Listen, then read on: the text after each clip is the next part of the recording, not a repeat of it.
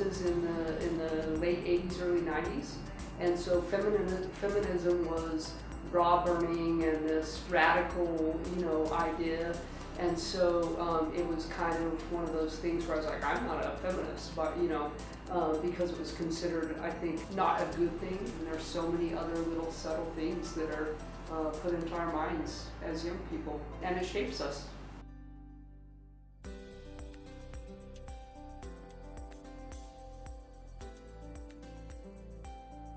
Once I realized it, I looked back throughout my career and saw so many times that it mattered and it came into play. I was a female motorcycle officer early on, from 1997 to 2000, all male officers otherwise, and that was super challenging. I was really expected to act male-like. I don't know how well I would have done otherwise if I didn't become one of the guys.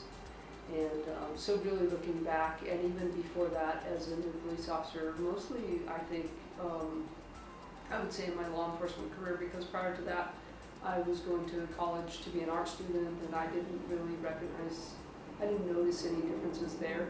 Mm-hmm. But I think it was really once I joined law enforcement, because it is such a male-dominated field. I saw that there were no women at the table.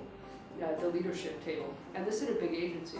I come from a city of 500,000 people and an agency of 1,200 people. To sometimes be the only female sitting at a table of all men, mostly white men, making decisions for the whole. That's when I really realized it's so important, because I started getting emails from young women saying, I'm so glad to see you there. I'm so glad to see your face at the table and know that I can make it there someday. Had I had a strong female influence, I would have realized a lot of things earlier on.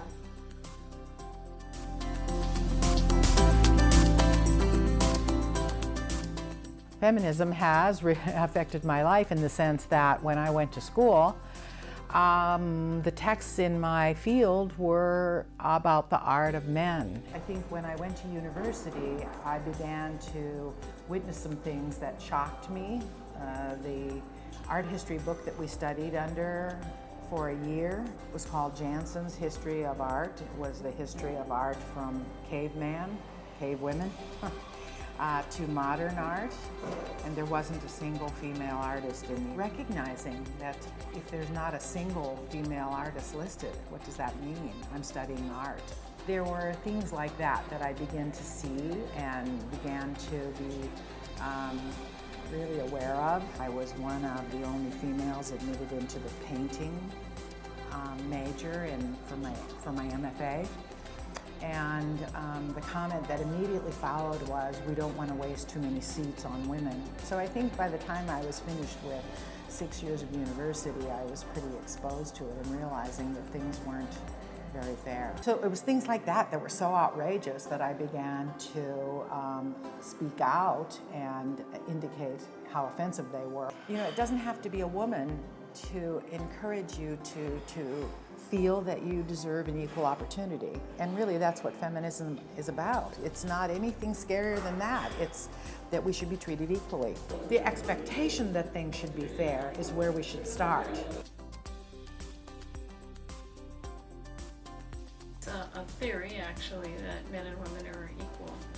So I'm very concerned and involved about the upbringing of young men, and so I don't think that it's women being superior to men. I think it's a matter of being able to have just gender equity, essentially.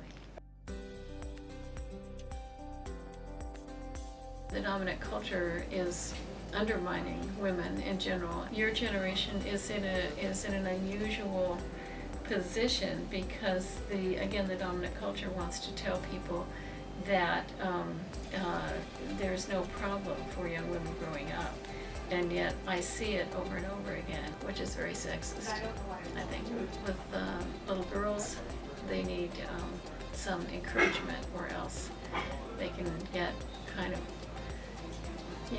bulldozed by the dominant culture. Each human being, I believe, needs to strive to fulfill their greatest potential.